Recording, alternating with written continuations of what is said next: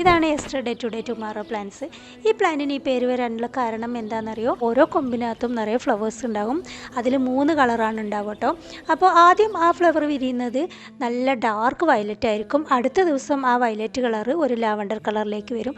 മൂന്നാമത്തെ ദിവസമായി കഴിയുമ്പോൾ അത് നല്ല വൈറ്റ് കളറിലേക്കായിരിക്കും കേട്ടോ വരിക. അപ്പോൾ നിറയെ ഫ്ലവേഴ്സ് ആയിരിക്കും. നല്ല കൊലയായിട്ടായിരിക്കും കേട്ടോ ഈ പൂക്കൾ ഉണ്ടാകുന്നത് കാണാൻ.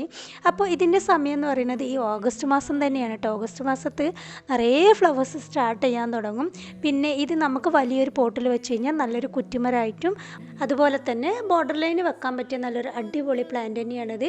കാഴ്ചക്ക് ഭയങ്കര ഭംഗിയും ബുഷിയായിട്ടുള്ള പ്ലാന്റായി മാറും. ഈ പ്ലാന്റ് പ്രൂൺ ചെയ്യാതിരിക്കുന്നതാണ് കേട്ടോ ഏറ്റവും നല്ലത്. കാരണം എന്താണെന്നറിയോ? ഈ പ്രൂൺ ചെയ്ത പ്ലാന്റിനകത്ത് ഫ്ലവേഴ്സ് ഉണ്ടാകുന്നത് വളരെ കുറവായിട്ടാണ് എനിക്ക് അനുഭവപ്പെട്ടത്. അത് എൻ്റെ അനുഭവമാണ്. അപ്പോൾ നിങ്ങൾക്കും ഇങ്ങനത്തെ വല്ല അനുഭവങ്ങളും ഉണ്ടെങ്കിൽ ഒന്ന് കമൻറ്റിലൂടെ ഒന്ന് അറിയിക്കണം. അപ്പോൾ ഈ പ്ലാന്റ് നമുക്ക് സെയിലിന് അവൈലബിൾ ആണ് കേട്ടോ. അപ്പോൾ പ്ലാന്റുകൾ വേണ്ടവർ എത്രയും പെട്ടെന്ന് തന്നെ ഒന്ന് വാട്സപ്പിൽ കോൺടാക്റ്റ് ചെയ്യണം. എൻ്റെ നമ്പർ ഞാനിതാ സ്ക്രീനിലും ഡിസ്ക്രിപ്ഷൻ ബോക്സിൽ ഉൾപ്പെടുത്തുന്നുണ്ട്. അപ്പോൾ ഇതാണ് കേട്ടോ സൈസ്. നല്ല ഹെൽത്തിയായ അടിപൊളി പ്ലാന്റ് ആണ്. അത്യാവശ്യം വലിയ പോട്ടിലാണ് കേട്ടോ നമ്മൾ ഈ പ്ലാന്റ് വെച്ചിട്ടുള്ളത്. ഫ്ലവേഴ്സോട് കൂടിയ മുട്ടുകളൊക്കെ കൂടുതലായിട്ടുള്ള ബുഷിയായ അടിപൊളി പ്ലാന്റ് ആണ് കേട്ടോ. Okay, by.